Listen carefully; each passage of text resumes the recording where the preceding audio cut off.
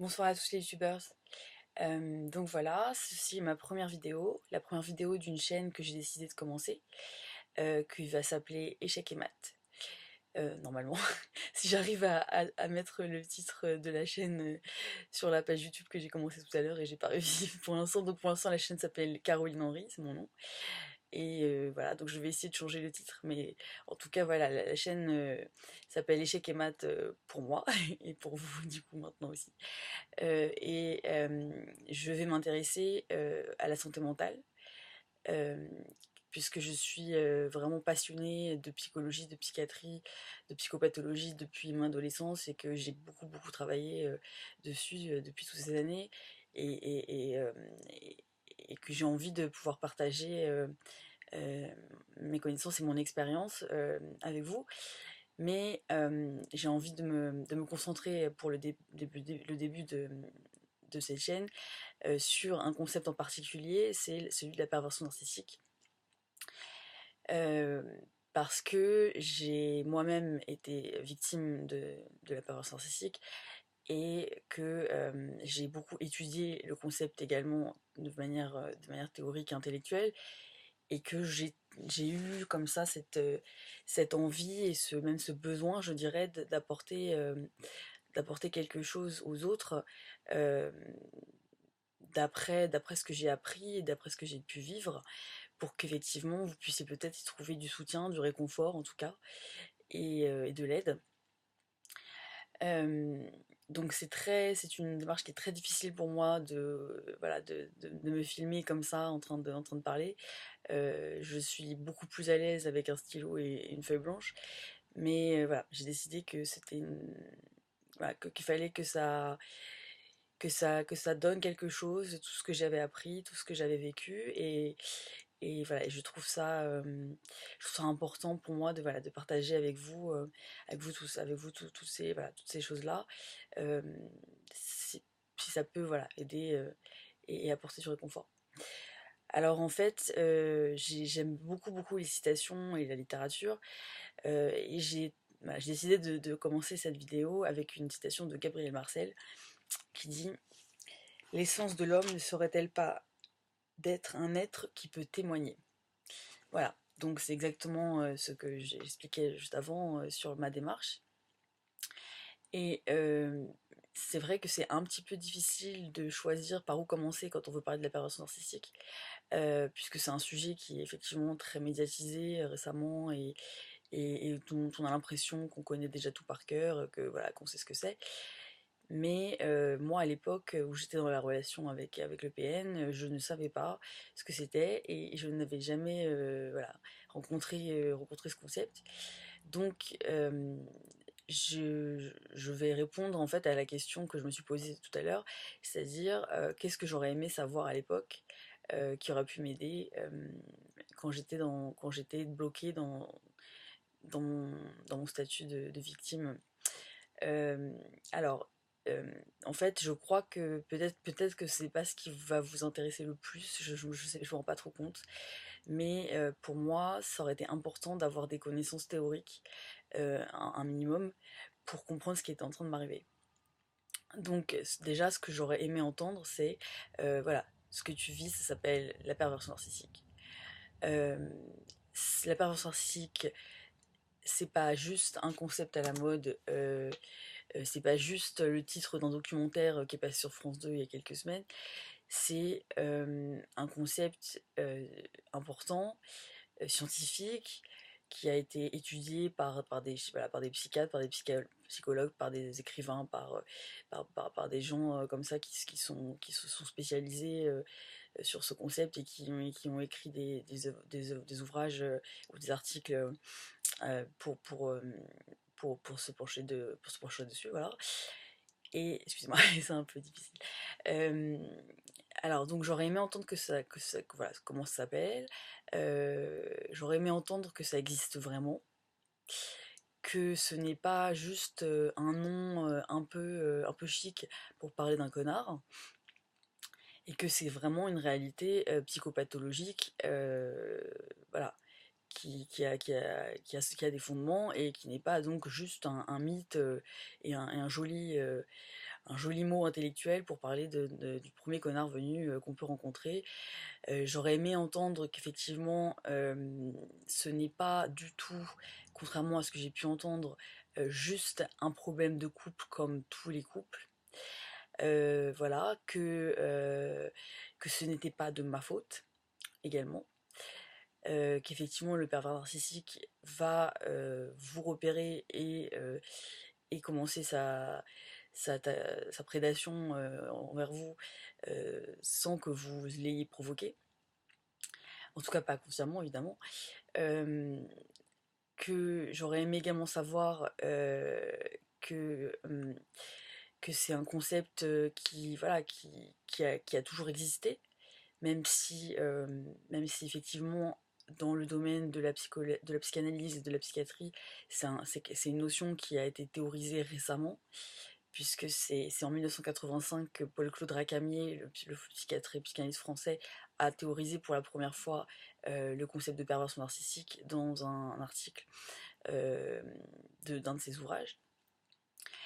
Euh, c'est un concept effectivement donc voilà qui a été euh, apporté, on va dire trouvé, imaginé de cette manière-là par cet auteur donc dans les années 80, mais qui en fait a toujours existé évidemment, puisque comme toute pathologie psychiatrique, ce n'est pas parce qu'on n'avait pas le mot pour la désigner qu'elle n'existait pas. Et effectivement, j'aurais aimé à l'époque faire ce que je vais faire maintenant, c'est-à-dire trouver des exemples dans la littérature, notamment, de ce que j'étais en train de vivre. Pour trouver du réconfort, pour voir que j'étais pas seule, pour voir que j'étais pas en train d'imaginer quelque chose, pour voir que, que c'était pas juste moi, que c'était. Voilà.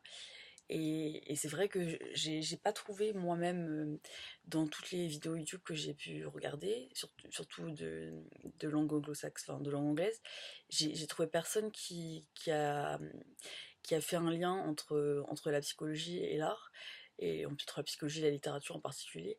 Et c'est pourquoi j'avais envie comme ça de mettre ma passion pour la littérature au service de ces vidéos, en vous apportant voilà, quelques citations, des textes, des poèmes, quelques extraits de livres qui pourront vous montrer que, voilà, que c'est quelque chose que vous vivez, qui a toujours existé et qui a déjà été dépeint par les artistes.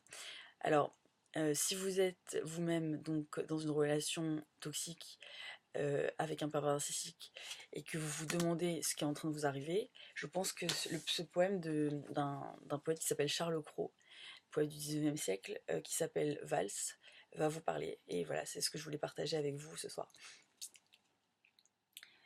Loin du bal, dans le parc humide, déjà fleurissaient les lilas.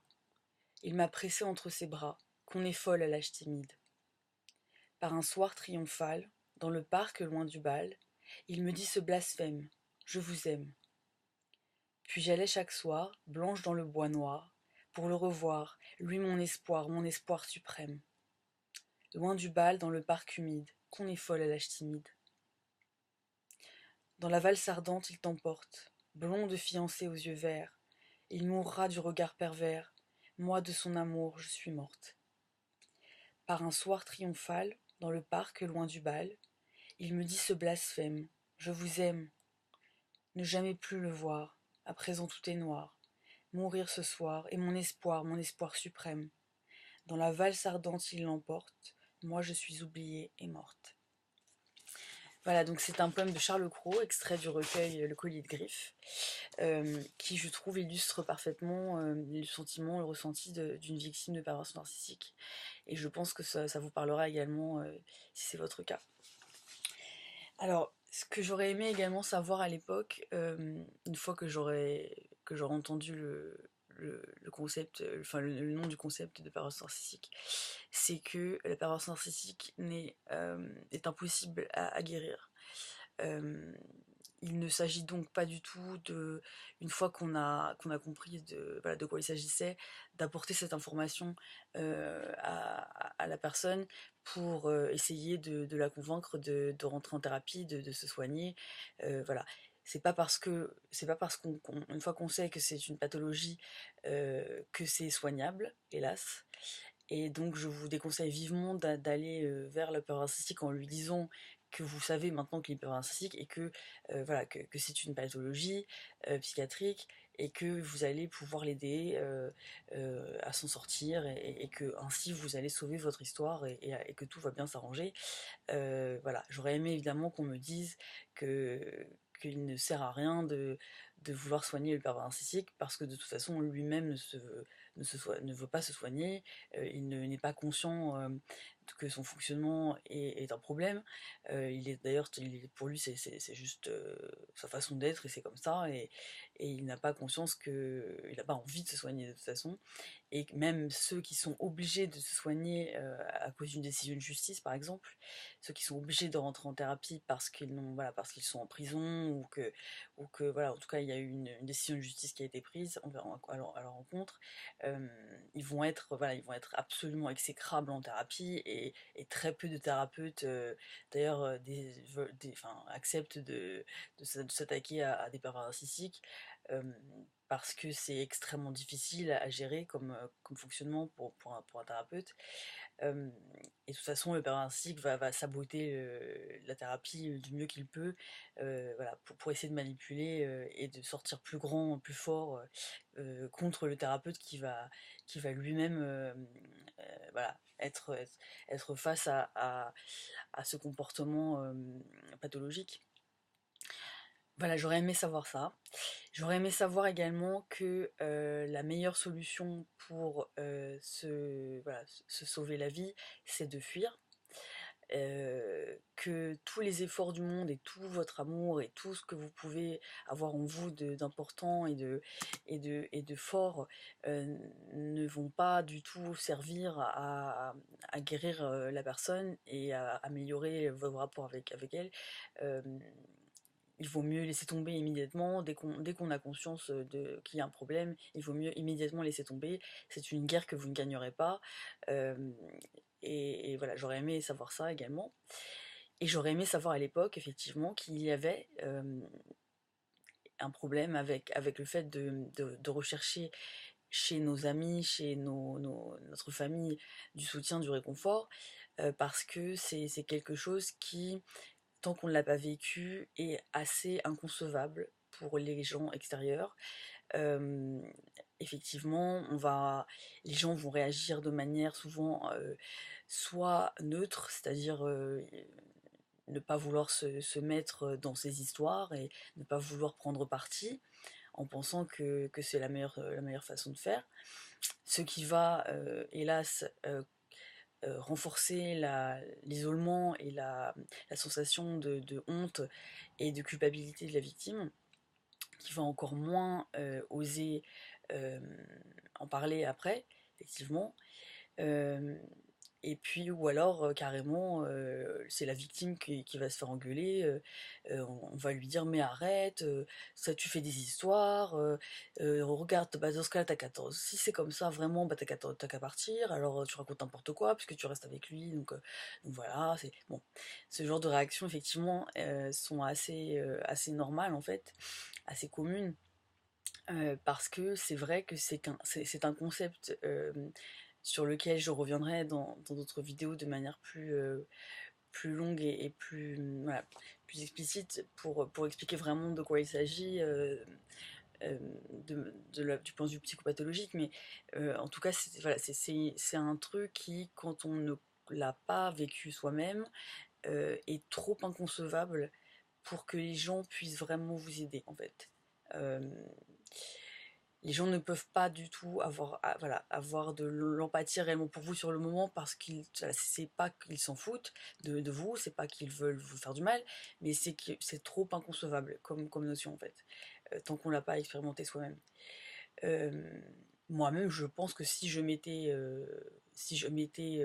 confrontée avant à quelqu'un qui avait eu une relation avec un pervers narcissique, je ne suis pas sûre de comment j'aurais réagi. J'aurais sûrement trouvé ça très étrange et j'aurais peut-être pas réagi de la même manière. Donc voilà. Et ce que j'aurais aimé également qu'on me dise, c'est que bah effectivement, si c'est pas forcément une bonne idée d'aller essayer de chercher du soutien chez notre famille, chez nos amis, chez nos proches, par contre, il y a vraiment, grâce à Internet, euh, des gens voilà, qui sauront être solidaires avec vous parce qu'ils ont vécu ça et qu'ils comprennent et qui du coup voilà, ne vous jugeront pas et pourront, pourront vous aider à passer voilà, à passer les étapes les plus difficiles. Dans la description, je vais mettre une adresse mail. Effectivement, si vous avez besoin d'aide et que vous, voilà, que vous voyez cette vidéo et qu'elle vous parle, voilà, je suis tout à fait disposée à apporter mon soutien de manière plus personnelle à chacun d'entre vous. Voilà. Euh, voilà, donc c'est la fin de cette première vidéo. J'en ai déjà préparé d'autres, donc voilà, je vais continuer mon projet voilà, de chaîne. Voilà, donc je vous dis à la prochaine fois et voilà, n'hésitez pas à venir vers moi si vous ressentez le besoin voilà, de partager ce qui vous arrive. Au revoir.